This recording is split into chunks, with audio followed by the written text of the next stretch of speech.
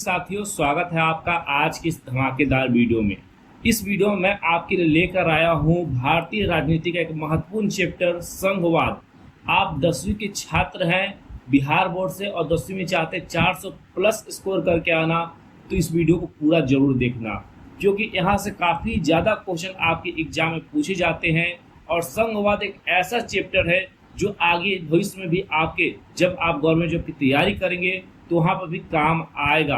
और मोदी जी का नारा था कि अब की बार 400 पार, और मोदी जी 400 पार हो या ना हो, लेकिन 2025 में अगर आपके स्कोर को 400 पार होना है तो हर चैप्टर को क्या करना है, कवर करना है। और इसी कवर करने की मुहिम में मैं आपके लिए लेकर आया हूँ संघवाद। और इसी प्रकार के और भी वीडियो देखने के लिए आप हमारे चैनल को सब्सक्राइब करके सपोर्ट करें और इस वीडियो को 3 दोस्तों के साथ शेयर जरूर करें, क्योंकि हमें पता है कर भला से हो भला।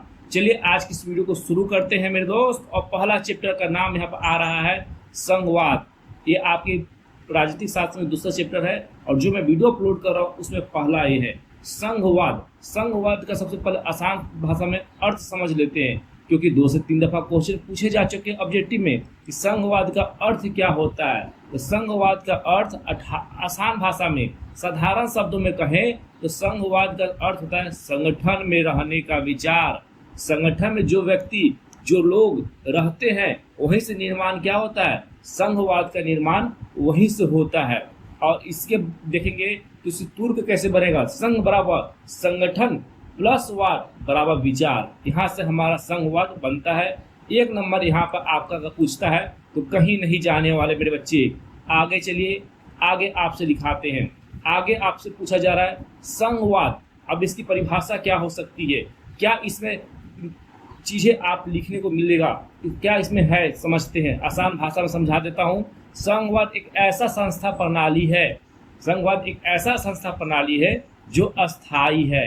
क्या है, जो अस्थाई है। अस्थाई का मतलब ऐसा जिसे खत्म नहीं किया जा सकता, जिसे हटाया नहीं जा सकता।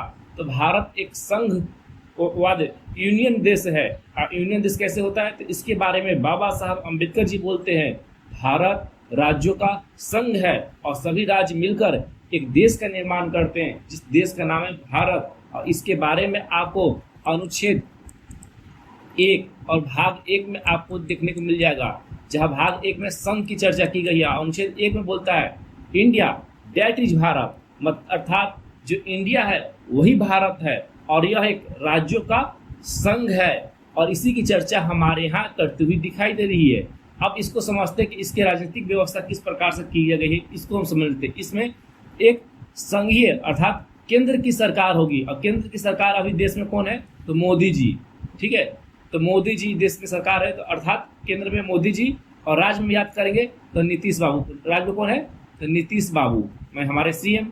तो यहाँ पर देखिए, तो केंद्र के स्तर पर एक सरकार होगी जिसे केंद्रीय सरकार बोला जाता है, हमारे यहाँ संघीय सरकार बोला जाता है। और राज्य के अंदर एक सरकार होती है जिसे प्रांतीय सरकार, राज्य सरकार, या फिर अपने बोलचाल की भाषा में हम लोग बोलते हैं नीतीश सरकार। तो इसे जो बोलते हैं, ये सब जो हुआ ये हमारा संघवाद हुआ। तो संघवाद के विभाजन कितने भागों में हुआ, कितने भाग में, तो 2 भाग में हुआ। कौन कौन से भाग, तो एक संघ सरकार, दूसरा राज्य। एक संघ स्तर पे, दूसरा राज्य स्तर पे हुआ। आगे चलिए, आगे इसके ऊपर और अच्छे तरीके से चर्चा करते हैं। संघीय शासन व्यवस्था महत्वपूर्ण टॉपिक है। बोल रहा है संघीय शासन व्यवस्था में सत्ता का वितरण 2 या 2 से अधिक स्तर पर किया जाता है। बिल्कुल सही बात है। हमारे यहाँ भी देखिए संघीय शासन व्यवस्था है और हमारे यहाँ भी बुआ सरकार जो है सत्ता की बंटवारा जो है 2 या फिर 2 से अधिक भागों में किया हुआ है। सबसे पहले भाग में केंद्र सरकार जिसमें मोदी जी बैठते हैं, जिसमें प्रधानमंत्री होता है। दूसरा बहुआ राज्य सरकार जिसमें मंत्री जी होते हैं, मुख्यमंत्री होता है, सीएम जिसे हम लोग बोलते हैं। तीसरा हुआ ग्राम सरकार या फिर ग्राम पंचायत जिसमें मुखिया जी होते हैं, सरपंच साहब होते हैं। तो इस तरह से केंद्र में 3 प्रकार के विभाजन कई राज्यों में है, कई राज्यों में 2 प्रकार के विभाजन हमारे यहाँ है। लेकिन यहाँ पर बोल रहा है 2 या 2 से अधिक, कम से कम कितना होना चाहिए, 2। क्वेश्चन पूछेगा संघीय शासन व्यवस्था में कितने प्रकार की व्यवस्था होनी चाहिए, तो कम से कम 2, अधिकतम 2 से अधिक कितना भी हो जाए। ठीक है, चलिए। संघीय शासन व्यवस्था में सर्वोच्च स्तर जो होता है केंद्र सरकार का होता है। सबसे अधिक शक्तिशाली कौन होगा, केंद्र सरकार उसके विभिन्न छोटे इकाइयों को माध्यम से उसकी क्या होगा, शक्तियों को विभाजन किया जाएगा। सबसे मजबूत कौन होगा, केंद्र सरकार, और उसकी सारी शक्तियां क्या होगी, विभाजित होगी छोटे छोटे इकाइयों में। आगे बात करते हैं, आमतौर पर एक सरकार पूरे देश के लिए होता है, लेकिन जिसमें जिम्मेवारी राष्ट्र को महत्व को विषय ध्यान में रखा जाता है। देखिए आमतौर पर देखा जाता है तो एक जो सरकार होती है वो पूरे देश की सरकार होती है। जैसे कि मान लीजिए अभी हमारे प्रधानमंत्री कौन है, पीएम मोदी जी है। तो जरूरी नहीं है ना दोस्त कि पीएम मोदी को हर कोई भारत के आदमी वोट दिया हो, लेकिन जब ये जीते 2014 और 2019 में, तो ये जो हुए पूरे देश के प्रधानमंत्री हुए। आप वोट दिए या ना दिए, लेकिन ये सरकार आपकी है। आपकी अगर कुछ होता है तो इनकी रक्षा करने की जिम्मेवारी इनके हाथों में है, जिसमें राष्ट्र के महत्व की विशेष बात कही गई है। राज्य और प्रांतों के स्तर की सरकार होती है, जहां शासन जो है दिन दैनिक काम को देखती है। अब देखिए राज्य बोले या प्रांत बोले, वहाँ जो सरकार होती है उसे स्तर की सरकार, राज्य सरकार हम लोग बोलते हैं, और दिन के जो हमारा काम काज होता है उसे देखता है। जैसे ट्रैफिक नियम, स्कूल को कब खोलना कब बंद करना है, कोई मारपीट हो रहा है, कोई आंदोलन हो रहा है, उसे छोटे लेवल पे उसे कैसे खत्म किया जाए। तो ये सभी काम जो होता है अस्थायी सरकार को होता है। तो बिहार में कौन सा काम करते हैं, तो बिहार पुलिस हमारे यहाँ करती है उसके लिए, ठीक है।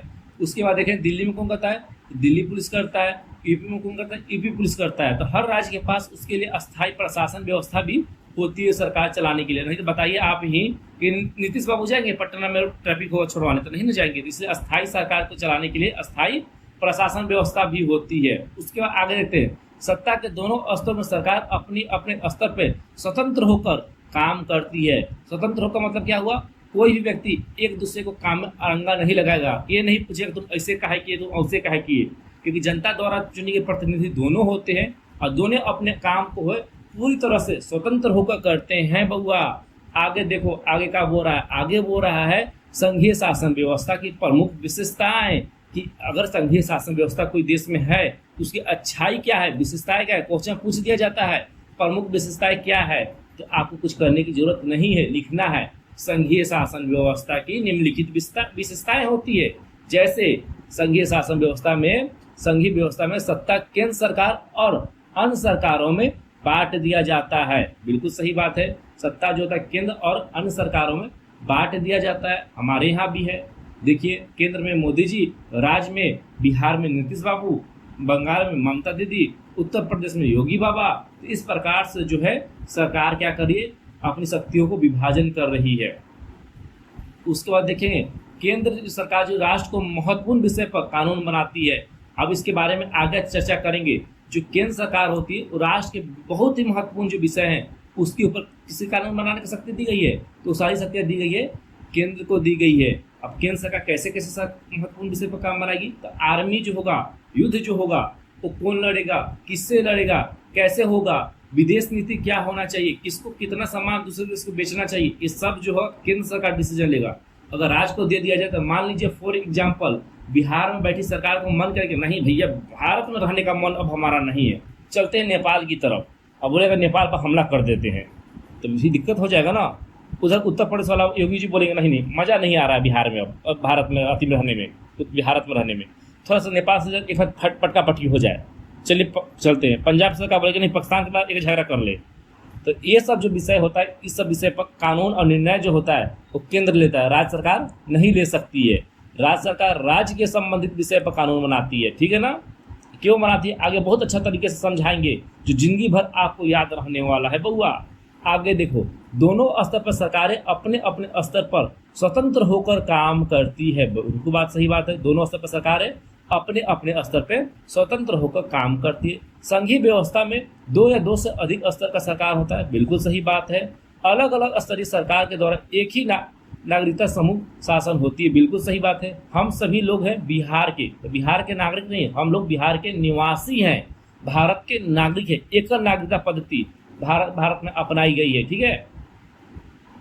सरकारों के अधिकार क्षेत्र में संविधान में स्पष्ट रूप से वर्णन किया गया है, बोला गया है कि कौन सी सरकार का क्या काम है, ये हमारे संविधान में साफ साफ लिख दिया गया है। और नहीं लिखा जाता तो हमारे नेताजी झगड़ा कर लेते आपस में, इसलिए संविधान बनाने वालों ने पहले ही बता दिया है कि भैया तुम्हारा काम ये है और तुम यही काम करोगे, इसके अलावा ज़्यादा दूसरे के काम में अड़ंगा नहीं लगाओगे। संविधान में मौलिक प्रावधानों में बदलाव का अधिकार दोनों स्तरों की सरकारों को सहमति से संभव है। कहने का मतलब क्या है, संविधान में अगर मौलिक प्रावधानों में कोई भी तरह का बदलाव होता है तो दोनों स्तर, केंद्र और राज्य दोनों स्तर के सरकार जो होगा अगर सहमत है तभी बदलाव होगा। ये नहीं कि जिसका मन किया वो मन कर कानून बदल देगा, नहीं। कानून अगर कोई बदलाव करना है, जो मूल कानून है उसमें बदलाव करना है तो स्टेट गवर्नमेंट और सेंट्रल गवर्नमेंट दोनों मिल के बाबू आपस में बैठेंगे, उसका बिल पास करेंगे। जैसे कि राज्य में बिल पास हो गया राज्य विधानसभा में, केंद्र में भी लोकसभा और राज्यसभा में बिल पास हो जाएगा, तब जाके कोई बदलाव होगा। और उसकी प्रकार सभी राज्यों में होना चाहिए। इन्हें कि एगो बिहार में खाली करवा दिए बाकी सब में नहीं करवाएं, तो सब में होना चाहिए, तभी बिल यहाँ पर पारित होगा। आगे बताएंगे कि कितना यहाँ बिल राज्यों में होना चाहिए। आगे देखते हैं, अदालतों को संविधान और सरकार के अधिकारों के लिए क्या किया गया, व्याख्या करने के लिए रखा गया है। बोला गया है कि अगर कोई मामला ऐसा आ जाता है जिस पर केस फंस जाती है तो उसके लिए अदालत रखा गया है। अदालत में कौन कौन आएगा, तो हाई कोर्ट और सुप्रीम कोर्ट, इन दोनों अदालत को रखा गया है कि अगर केंद्र राज्य के बीच किसी प्रकार का विवाद हो गया हो या कानून को लेकर झगड़ा हो रहा हो तो झगड़ा कौन सुलझाएगा, वो झगड़ा सुलझाएगा अदालत। अदालत को बोला गया है कानून का व्याख्याकर्ता, मतलब वो बताएगा स्पष्ट तौर पे कि इसका मतलब क्या है और इस समय जो सिचुएशन है उसमें किसका बात माना जाएगा। वित्तीय सहायता के लिए राजस्व को अलग अलग स्रोतों से निर्धारित किया गया है। पैसा की अगर देश है तो पैसा खर्च होगा, हुआ मनी कमाने के लिए मनी कैसे बंटवारा होगा, क्योंकि पैसा ही तो सारा झंझट लेकर आता है ना बउआ। देखिए तो आप घर में झगड़ा होता है, पैसे को लेकर मैक्सिमम होता है, तो वित्तीय किस प्रकार से होगा, इसके लिए भी राज्य और केंद्र में बंटवारा की बात कही गई है। आगे पढ़ते मूल उद्देश्य और क्षेत्रीय, यहाँ बोला गया है विविधताओं का सम्मान करते हुए देश में एकता और सुरक्षा और उसे बढ़ावा देना। कहने का मतलब है, आप देखते हैं कहावत सुने होंगे हमारे यहाँ कि भारत के अंदर भारत एक विविधताओं से भरा हुआ देश है और हमारी विविधता में ही हमारी एकता छुपी हुई है। तो हमारे यहाँ अलग अलग प्रकार के धर्म के लोग, अलग अलग जाति के लोग, अलग अलग रंग और रूप के लोग रहते हैं, लेकिन उसमें एकता की बात कही जाती है। और एकता बढ़ाने का काम केंद्र और सेंट्रल गवर्नमेंट दोनों को होता है। सीजी का भी होता है और एसजी का भी होता है, स्टेट गवर्नमेंट और सेंट्रल गवर्नमेंट दोनों को होता है। ये हमारी अच्छाई हुई, ठीक है। लेकिन संघवाद की बुराई क्या है बुआ, तो संघवाद की बुराई क्या है, केंद्र सरकार के का सबसे अधिक शक्ति होना। यहाँ पर देखिए केंद्र जो सरकार है वो सबसे अधिक क्या है, तो शक्तिशाली है।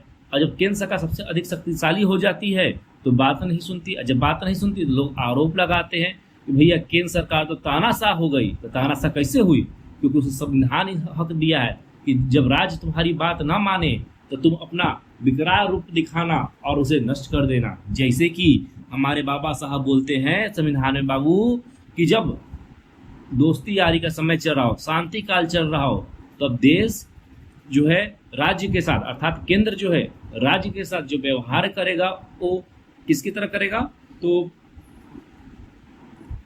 फ्रीडम की तरह करेगा, फेडरेशन की तरफ करेगा, ठीक है, फेडरेशन की तरफ करेगा।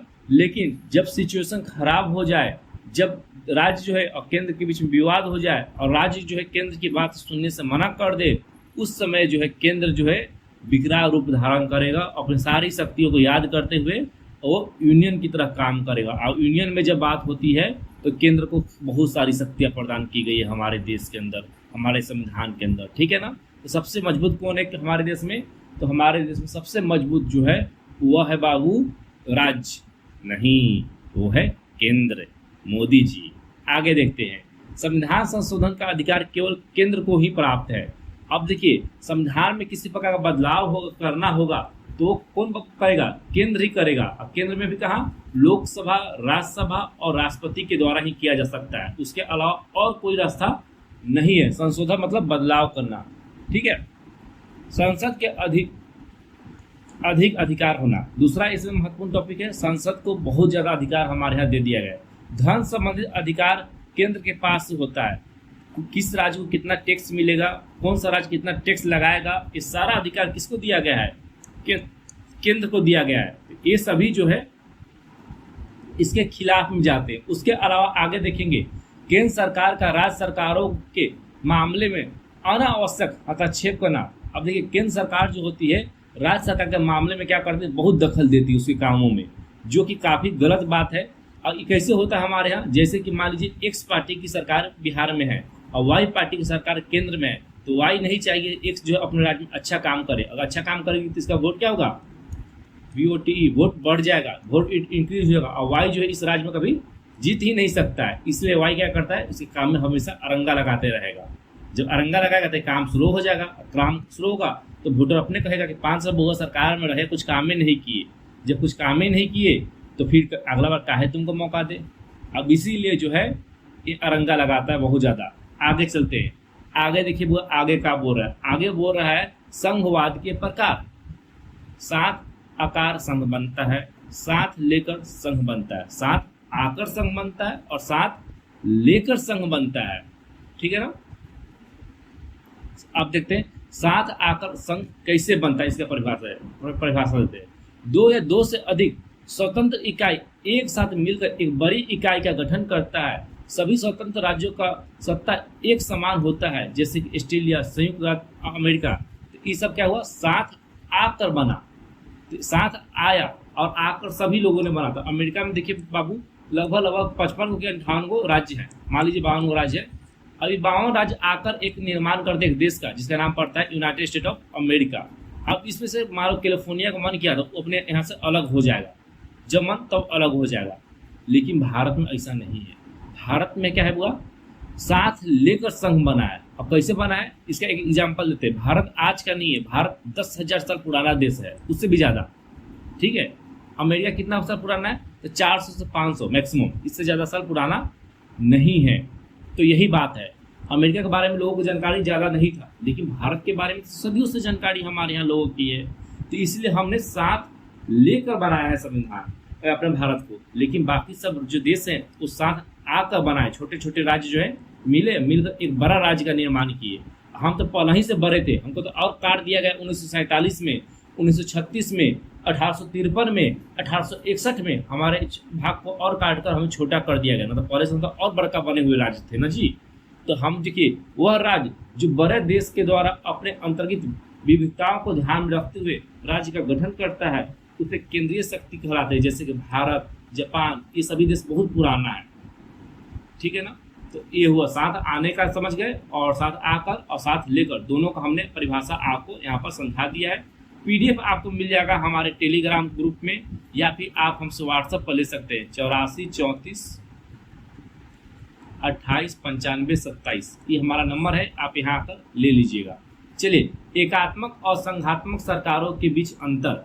अब देखिए एकात्मक और संघात्मक सरकार जो होती है उसके बीच में अंतर क्या होता है, उसे हम लोग जान लेते हैं। सबसे पहले बात करते हैं एकात्मक सरकार। एकात्मक सरकार में देखेंगे तो केंद्र के पास सारी शक्तियाँ होती है। सरकार के अंतर्गत संविधान संशोधन केंद्र सरकार के पास होता है। शक्तियाँ एक जगह केंद्रित होती है। ये सभी एकात्मक सरकार है। एकात्मक मतलब एक। अब एक शासन व्यवस्था होगा तो एक शासन व्यवस्था में सभी शक्तियाँ क्या होगी, एक ही जगह केंद्रित हो जाएगी। उसके अलावा उसमें एक ही नागरिक होगा, एक ही प्रकार की नागरिकता जाएगी। केंद्र सरकार में राज्यों की शक्तियाँ ले सकती है। केंद्र सरकार क्या कर सकती है, राज्यों की शक्तियाँ ले सकती है। जैसे ही कि आर्टिकल 370 था ना जी, हाँ आर्टिकल 370 जब हमारे यहाँ हटाया गया तो क्या किया गया, जम्मू कश्मीर का सारी शक्तियाँ को हमने ले लिया। और जब जम्मू कश्मीर की सारी शक्ति को ले लिया तो उसके बदले कानून हम बनाकर अपना आर्टिकल 370 को हम लोग हटा दिए। देखिए संघात्मक शासन व्यवस्था में देखेंगे तो इसमें केंद्रीय सरकार के अपेक्षा कमजोर होती है।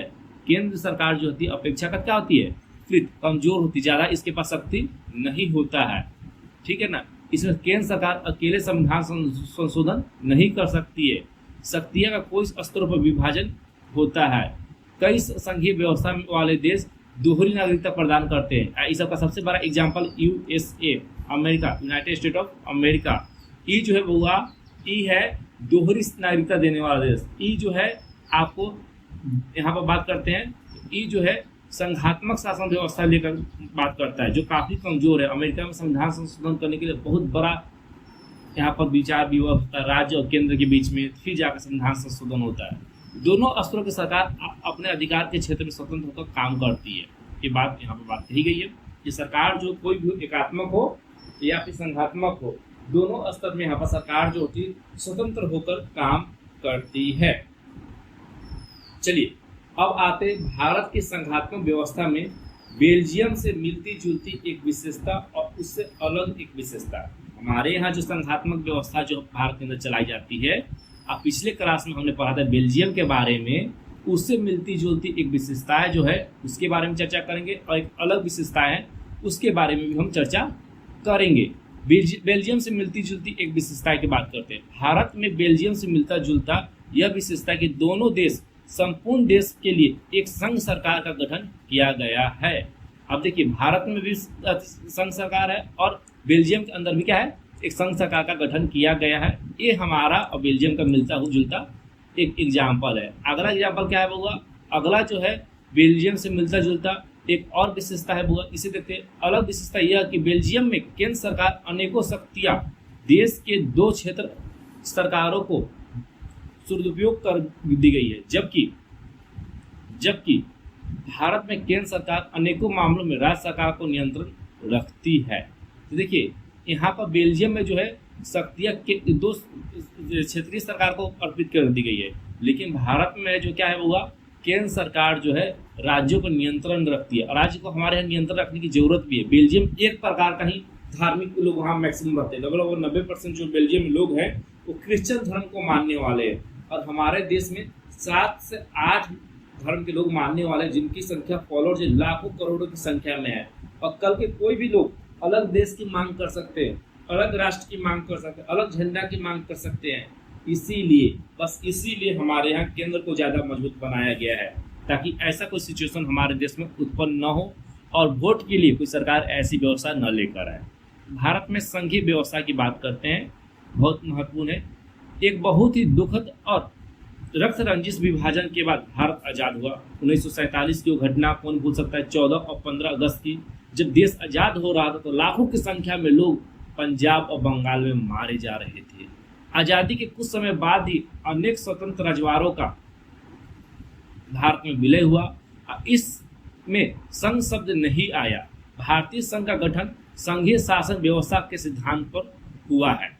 देखिए जब हमारे यहाँ भारत का विभाजन हुआ, विभाजन के बाद जो है भारत के अंदर बहुत सारे देसी रजवाड़े, आपने पढ़ा होगा कि 400 या 500 से अधिक देसी रजवाड़े जो है, राजा जो है वो मिलकर भारत का गठन करते हैं। और उस समय संघ का उपयोग नहीं हुआ था, लेकिन भारतीय संघ का जो गठन हुआ वो संघीय शासन व्यवस्था सिद्धांत के रूप में ही हुआ। संविधान में मौलिक रूप से 2 स्तरीय शासन व्यवस्था प्रणाली का प्रबंध किया गया था। संघ सरकार अर्थात केंद्र सरकार और एक है राज्य सरकार। केंद्र सरकार पूरा भारतीय संघ का प्रतिनिधि करता था।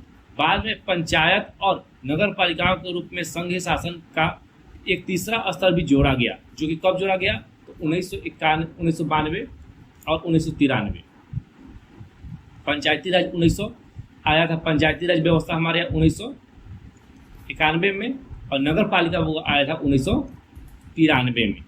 ठीक है, और जो कि हमारे तीसरे स्तर की सरकार हुई। यहाँ से क्वेश्चन पूछता है, एक क्या क्वेश्चन पूछता है, क्वेश्चन पूछेगा कि भैया बता दीजिए कि महात्मा गांधी चाहते थे कि भारत में एक तीसरी स्तर की सरकार हो, जहाँ पे एक आम आदमी अपने जनप्रतिनिधि के कंधे पर हाथ रखे बोले कि भैया नल्ली बह रहा है, नहीं बनाइएगा तो अगला बार वोट नहीं देंगे।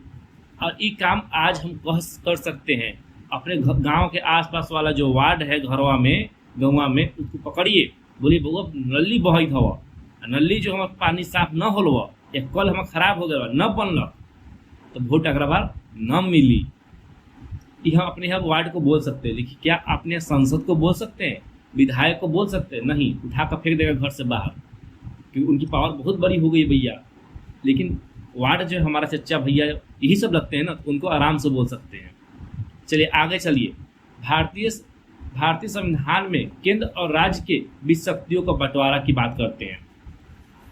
देखिए हमारे संविधान में केंद्र और राज्य के बीच जो विधायी अधिकार है उसको 3 तरीके से बांटा गया है।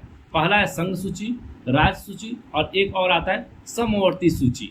ठीक है, अब सबसे पहले समझते हैं संघ सूची क्या है। संघ सूची में देखेंगे तो यहाँ बोल गया विदेशी मामले, बैंक संचालन, मुद्रा, राष्ट्रीय महत्वपूर्ण विषय जो है ये पूरे देश के मामले है, एक तरह की नीति की जरूरत होती है और ऐसा ही काम कौन करेगा तो केंद्र करेगा। इसे संघ सूची बोलते हैं। इसी कारण इस विषय को संघ सूची में डाला गया है। इस सूची के वर्णन विषयों के बारे में कानून बनाने का अधिकार सिर्फ केंद्र सरकार के पास, यहाँ सिर्फ केंद्र सरकार ही कानून बना सकती है। सबसे पहले जब देश में इसको लाया गया था तो 97 विषय इसमें थे, परंतु वर्तमान समय में 100 विषय हैं, कहीं कहीं 101 भी दे दिया जाता है। ठीक है ना, तो याद रखिएगा। राज्य सूची की बात करते हैं तो राज्य सूची में पुलिस, व्यापार, वाणिज्य, कृषि, सिंचाई और प्रांतीय स्थानीय महत्व को विषय की बात कही गई है और इस विषय में कानून बनाने का अधिकार सिर्फ और सिर्फ राज्य सरकार को दी गई है। पहले इसके अंदर 66 विषय से, अब इसके वर्तमान में 61 विषय हो गए। कुछ विषय इसके यहाँ से घटा दिए गए हैं। समवर्ती सूची वह सूची जहाँ केंद्र और राज्य दोनों मिलकर कानून बनाती हो उसे समवर्ती सूची बोलते हैं। जैसे कि शिक्षा, वन, मजदूर संघ, विवाह, गोद लेना, उत्तराधिकार, ये वैसे कानून है जहाँ ये ऐसे विषय जहाँ केंद्र के साथ साथ राज्य सरकार भी कानून बनाने में दिलचस्प होती है और दोनों मिलकर कानून बनाते हैं। जैसे शिक्षा के लिए देखिए हमारे यहाँ माध्यमिक विद्यालय भी चलता है, केंद्रीय विद्यालय भी चलता है। वन के लिए भी दोनों की बात करता है, मजदूर संघ के लिए भी, विवाह के लिए भी और लेन देन के लिए, उसके अलावा स्वास्थ्य के लिए भी। ठीक है ना, इन दोनों विषय पर केंद्र और राज्य दोनों मिलकर क्या करेगी, कानून बनाएगी और इसी को बोलते हैं हम अपने यहाँ समवर्ती सूची। आगे चलते हैं, आगे बात करते हैं बाबू। लेकिन जब दोनों सरकारों के बीच कानून में टकराव हो जाए तो केंद्र के द्वारा बनाए गए कानून जो होगा उसी को मान्यता दी जाएगी। जैसे कि मान लीजिए ब्याह करने का उम्र हुआ, बिहार में जो है नीतीश बाबू चाहते हैं कोई लड़का का ब्याह हो तो 25 साल में हो। अब मोदी जी चाहते कि नहीं 25 साल ज़्यादा हो गया, 22 साल में ब्याह हो। अब ऐसे सिचुएशन में क्या होगा, अब जनता किस पर ब्याह करेगा, तो ऐसे सिचुएशन में मोदी जी का बात माना जाएगा क्योंकि बड़का वही है, केंद्र में वही है। तो हमारे यहाँ जो बड़े होते हैं उन्हीं का बात माना जाता है ना, तो सबसे बड़ा कौन है, केंद्र है, तो केंद्र का बात हमेशा से माना जाएगा। अब आते हैं बहुत आगे, इसमें 47 को विषय थे परंतु वर्तमान में कितने विषय कर दिए गए, 52 को विषय इसमें बढ़ाकर कर दिए गए हैं। अब आते हैं अनिष्ट शक्तियाँ। अब ये क्या है बउआ कि ऐसी विषय है जहाँ पर तीसरी सूची के बाद जिन कानूनों और अधिकारों की बात की गई उसे इसमें जोड़ा जाता है। जैसे कि इंटरनेट हुआ, सोशल मीडिया हुआ, ये सब नया नया आया है अभी हाल फिलहाल में, AI हुआ, इस सभी के विषय के जो कानून हो इसके अंदर डाला जाएगा और बाद में इसकी चर्चा होकर केंद्र या राज्य के विषय में चली जाती है। ठीक है, आगे चलते हैं, आगे बात करते हैं संघीय व्यवस्था को कैसे चलाई जाती है। संघीय व्यवस्था को कैसे चलाई जाती है तो सबसे पहले देखते हैं भाषाई राज्य, महत्वपूर्ण टॉपिक है भाषाई राज्य।